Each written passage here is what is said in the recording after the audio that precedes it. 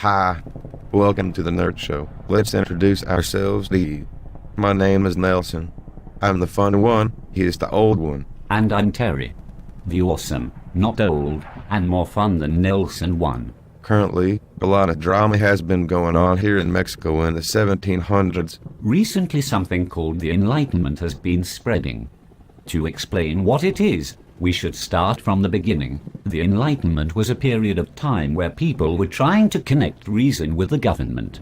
During this period, everyone was questioning the king's rule. They were told that the kings were chosen by God, but they were upset with the idea. They didn't want the kings to be in rule anymore. Let's speed up the time to the 1800s. It is September 16th, 1810. Today, the Grito de Dolores. The speech called for Mexico's independence. Mexico wanted to be free from Spain's control and live freely. Many of the people in Texas supported the speech. However, Father Hidalgo was killed in 1811. Even though he did not get to see Mexico's independence, his speech was a major factor in the future of Mexico. After Father Hidalgo was killed, his followers took on the challenge. A group of people led by a man named Juan Bautista de las Casas overthrew the Spanish government in San Antonio. For completing the important task, he was named governor. However, the people who were loyal to Spain captured him. The group of people who were led by him were afraid that they would be captured, so they ran away. By now you know that Father Hidalgo and Las Casas' exit failed, but they influenced all of the Mexican colonists to rise up and fight. Spain had been very powerful for a long time in Texas, but that was about to change. Although Spain lost control of Texas, the Spanish culture was still a big part of the history of Texas. That is why Texas has so much culture from Spain even today. Hey, you smell kind of funny. So do you. But at least I'm not old. Enough arguing. And am I really that old? Anyways, now we move on to another topic. Many people now are moving to Texas. A man named Moses Austin began to try to move people into Texas. Let's talk about him for a while.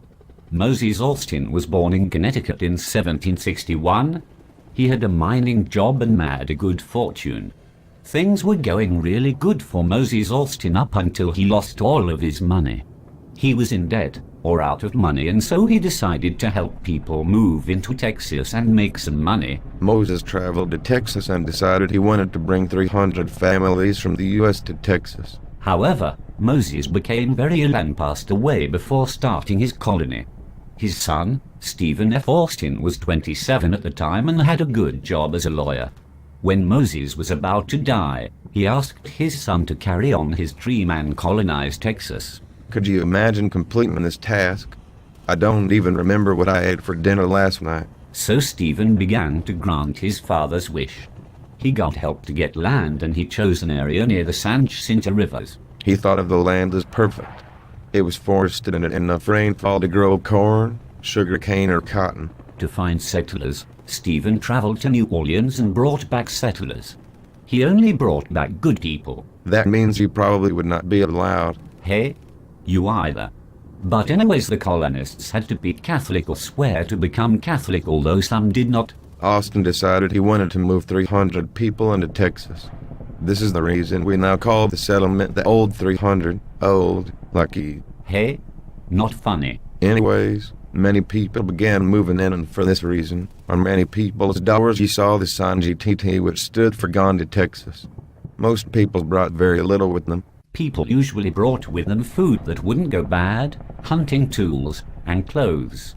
They didn't take much since they knew the land had many things that were already there. Mexico then established the Constitution of 1824, which was states' rights. States' rights allowed each state to have their own set of laws, but still following the country's laws. Many Texans supported this. Mexico then thought that Texas has a little bit of too much freedom, so they made the law of April the 6th, 1830. It outlawed immigration from the United States to Texas, Anglo-American immigration into Mexico, no more slaves, and placed customs duties or a tax on goods taken in or out of a country on all of the goods entering Texas. Wow, that must have made Texas really mad. Oh, it did. From banning slaves, Texas felt that it would hurt the cotton industry. The new taxes also hurt their economy. They were also upset that relatives living in the United States would not be able to visit them. Mexicans who believed in states' rights or the Constitution of 1824 felt the government had gone too far with the new law.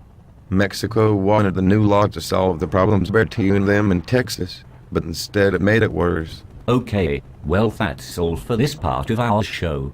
Until next time. On the N.I.R.T. Show.